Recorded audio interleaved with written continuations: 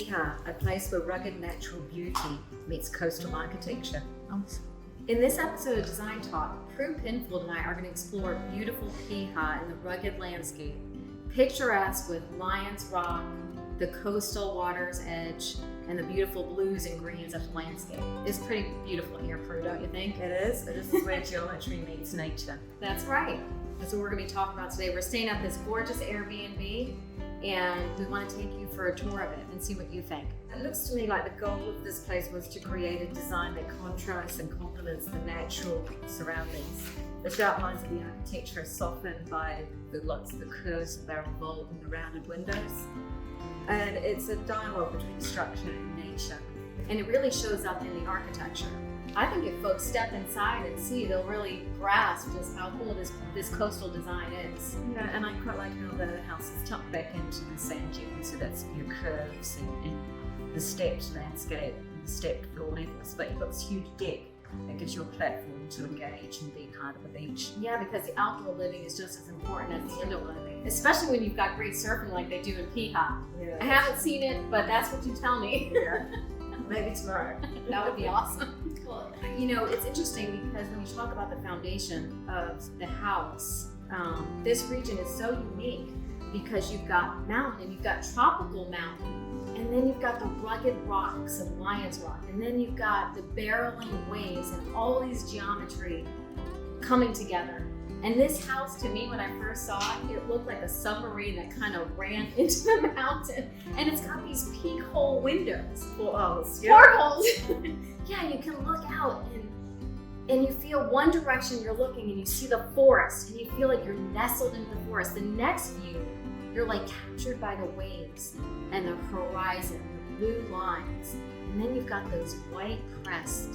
And it's awe-inspiring. I think this house too, it reminds me a lot of the tropical architecture you see in northern Australia. The louver's got a glass, it's just a timber blade. So the whole thing about cross ventilation as well, and that you don't need an air conditioning unit if you can place the windows in the correct positions. That's exactly right. I know in a lot of times in North America, you know, you you can't live without your air conditioner or your heat, but it's really great here to see that you can just open things up and they really depend on the natural prevailing breezes, the natural light is really captured well, and then the forest provides such great privacy. Yeah, I think it also cools the building as well. It is a tropical, subtropical forest. It's evergreen, so you've always got a bit of cover. You've got the big colours that are coming over. Those are New Zealand's Christmas trees. So you've always got a little bit of protection from the surrounding nature. And the protection, and they're also so beautiful. The landscape, I was telling you as we were driving here, it reminded me of Bald Head Island in North Carolina. It's this little island off the coast of the Carolinas where you can't drive on the island by car. You take a ferry to get there, and then it's golf cart access. You drive around the island, the trees envelope you as you're riding in the golf cart. And I got that same feeling when I was here because it has that tropical but yet rustic forest feel at the same time. Yeah. But what this has, what that doesn't have, is the mountains. You pull all that together and it makes this really epic. It is. It's a very unique landscape. So, Prue, we talked a lot about the exterior architecture and geometry and nature in architecture, but now let's talk about interior design, you know, because for us, architecture is not just about the structural and the exterior finishes, but it's also about the interiors, right? Yeah, I'm kind of pleased they kept quite a neutral palette. It's not overcomplicated. I think when you have such complicated geometry on the outside of the building, it can make the spaces hard to deal with. But I think they've done that quite successfully. There's a few places, I think, where the complication of the curve probably overwhelmed the space a little bit. But generally, like this window here, I think it's really successful. I agree, and I think that I love the warm wood accents that framed all these geometric openings because it really is a perfect complement to the greenery that's behind.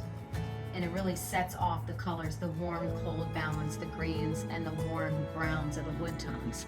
And just the dark base that used a wool carpet, which talks about the dark sand which you've got across the beach.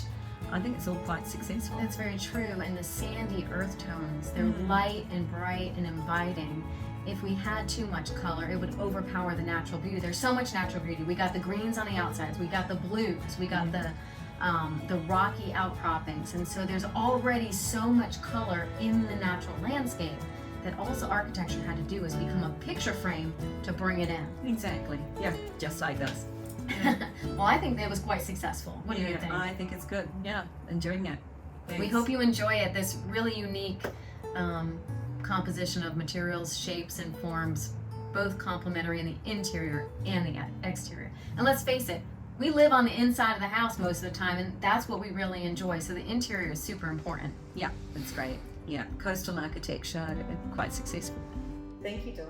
Yeah, thank you for bringing me to Piha, and I hope our guests enjoy learning about this area, and I hope they come visit. It's really spectacular.